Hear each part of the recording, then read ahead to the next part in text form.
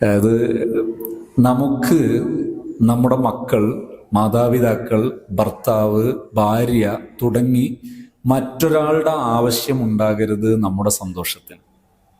നമ്മുടെ സന്തോഷമുള്ള ലൈഫ് നമ്മുടെ മാത്രം റെസ്പോൺസിബിലിറ്റിയാണ്. എനിക്ക് സന്തോഷിക്കാൻ എൻ്റെ മാതാവ്, എൻ്റെ പിതാവ് വേണമെങ്കിൽ, എനിക്ക് സന്തോഷിക്കാൻ എൻ്റെ മക്കൾ നേരെയായിട്ട് വേണമെന്നുണ്ടെങ്കിൽ, എനിക്ക് സന്തോഷിക്കാൻ എൻ്റെ ഭാര്യ മാറിയിട്ട് വേണമെന്നുണ്ടെങ്കിൽ ഞാൻ അവിടെ സുരക്ഷിതമല്ല. ഒരാൾക്ക് സന്തോഷിക്കാൻ അയാൾ മാത്രം മതി. പക്ഷെ സ്വീകരിക്കേണ്ടത് ലൈഫിൽ നാം അണ്ടർസ്റ്റാൻഡിങ് മാത്രമേ ചെയ്യാവൂ. Only understand, don't adjust anything in life. ജീവിതത്തിൽ ഒന്നിനെയും അഡ്ജസ്റ്റ് ചെയ്യുന്നത് മാറ്റി നിർത്തുക, അണ്ടർസ്റ്റാൻഡ് മാത്രം. ഫോർ എക്സാമ്പിൾ, എനിക്ക് കട്ടൻ ചായ കുടിക്കാൻ ഇഷ്ടമാണ്. സങ്കല്പമാണ്, എനിക്കിഷ്ടമില്ല. ഞാനൊരു സാങ്കല്പികമായി പറയാണ്. എനിക്ക് കട്ടൻ ചായ കിട്ടണം, അത് രാവിലെ എഴുന്നേറ്റ ഉടനെ. ഞാൻ രാവിലെ എഴുന്നേൽക്കുക, രാവിലെ സുബഹി ബാങ്ക് കൊടുക്കുന്നത് ഒരു 5 മണിക്കാണ്. ഞാൻ എഴുന്നേൽക്കുക 4:30 മണിക്കാണ്. എഴുന്നേറ്റ ഉടനെ ഒരു കട്ടൻ കുടിക്കണം. ഈ കട്ടൻ എനിക്കുണ്ടാക്കാൻ മടിയുമാണ്. കാരണം അതൊരു പണിയാണ്. അപ്പോൾ അധികം ഇങ്ങനെ മെനക്കെടാൻ വയ്യ. അതുകൊണ്ട് കട്ടൻ ചായ മറ്റൊരാൾ ഉണ്ടാക്കി തന്നാൽ ഉഷാറാണ്. അപ്പം ഞാനിങ്ങനെ ആഗ്രഹിക്കുകയാണ്, എൻ്റെ ഭാര്യ എനിക്ക് കട്ടൻ ചായ ഉണ്ടാക്കി തരണം. ഭാര്യ ഇത് ഉണ്ടാക്കി തരാതിരിക്കുമ്പോൾ ഞാൻ വിഷമിക്കുന്നു. ഇവിടെ ഞാൻ അണ്ടർസ്റ്റാൻഡിലേക്ക് പോകുന്ന രൂപമുണ്ട്, അഡ്ജസ്റ്റ് ചെയ്യുന്ന രൂപമുണ്ട്. അണ്ടർസ്റ്റാൻഡ് ചെയ്യുന്ന രൂപം, എൻ്റെ ഭാര്യയ്ക്ക് ആ സമയം കൂടി ഒന്ന് ഉറങ്ങാൻ സമയം കിട്ടിയാൽ സന്തോഷമാണെങ്കിൽ അതാണ് എനിക്കും സന്തോഷം. എൻ്റെ ഭാര്യയ്ക്ക് ആ സമയം ഒരു സന്തോഷം കൊടുക്കാൻ പറ്റിയാൽ ഞാൻ ധന്യനാണ്. അതുകൊണ്ട് അവൾ ഉറങ്ങട്ടെ, ഞാൻ ഹാപ്പി.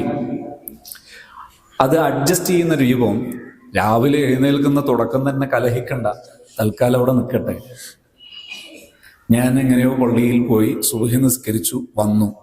ഒരു 5:30 മണിയായി, 5:45, 6 മണിയാകുമ്പോൾ സൂര്യോദയം നടന്നാൽ സുബഹി നിസ്കാരത്തിന്റെ സമയം കടക്കും. സമയം നടന്നാൽ അതിന് ഖളാ ആവുക എന്നാ പറയാ, അഥവാ അങ്ങനെ ചെയ്യാൻ പാടില്ല എന്നാണ്. അപ്പോൾ 5:45 ഞാൻ വന്നു, ബെല്ലടിച്ചപ്പോൾ വാതിൽ തുറക്കുന്നില്ല. അപ്പൊ എനിക്ക് തോന്നുകയാണ് ഇതുവരെ എഴുന്നേറ്റിട്ടില്ല. ഞാൻ വാതിലിന് 4 മുട്ട് ഉറക്കെ. എൻ്റെ അപ്പുറത്തെ വീട്ടുകാർ കേൾക്കുന്നു, എന്താണ് എവിടെ ഒരു ബഹളം. അവർ വന്നു നോക്കുന്നു, എന്തു പറ്റി. സത്യത്തിൽ എൻ്റെ ഭാര്യ അവർ സുബഹി നിസ്കരിച്ചതിന് ശേഷം ഒരു ചായയൊക്കെ കുടിച്ച് ബാത്റൂമിൽ പോയതാണ്. പക്ഷെ ഞാൻ കരുതി അവർ ഉറങ്ങി എഴുന്നേറ്റിട്ടില്ല. ഇത് അഡ്ജസ്റ്റ് ചെയ്താലുള്ള രൂപമാണ്. അണ്ടർസ്റ്റാൻഡ് ചെയ്താൽ നോ പ്രോബ്ലം, ഒരു പ്രശ്നവുമില്ല. നമുക്ക് ലൈഫിൽ ഏത് വേണം എന്നത് നമ്മുടെ സെലക്ഷനാണ്, നമ്മുടെ ഡിസിഷനാണ്, നമ്മുടെ തീരുമാനമാണ് ലൈഫിൽ ഏത് വരണം.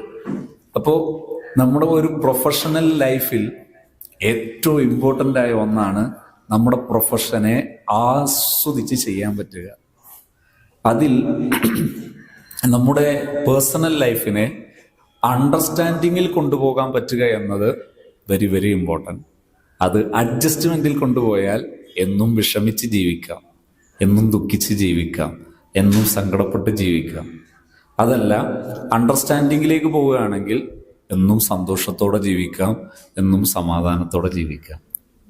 സമാധാനത്തോടെ ജീവിച്ചാൽ മറ്റുള്ളവർക്ക് സമാധാനം കൊടുക്കാം, സന്തോഷത്തോടെ ജീവിച്ചാൽ മറ്റുള്ളവർക്ക് സന്തോഷം കൊടുക്കാം. ജീവിതത്തിൽ ദുഃഖത്തോടെ ജീവിക്കുന്നത് അതൊരു അനർത്ഥമാണ്. നമ്മുടെ ദുഃഖം എന്ന് പറയുന്നത് നമ്മുടെ സങ്കല്പമാണ്. ഞാനിപ്പോൾ ഒരു മോഡൽ പറഞ്ഞില്ലേ, ദുഃഖം എന്നത് നമ്മുടെ സങ്കല്പം കൊണ്ടുണ്ടാകുന്ന നമ്മുടെ ബിലീഫ്സ് ആണ്. ഈ ദുഃഖങ്ങളും വിഷമങ്ങളും പ്രയാസങ്ങളും ഒക്കെ സൃഷ്ടിക്കുന്നത് നമ്മുടെ ബിലീഫാണ്.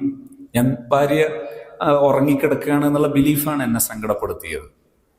അതേസമയത്ത് ആ ബിലീഫില്ല, അവരങ്ങനെ ആയാൽ കുഴപ്പമില്ല എന്നുള്ള ബിലീഫാണെങ്കിൽ പിന്നെ ദേഷ്യം പൊടേണ്ട കാര്യമില്ല.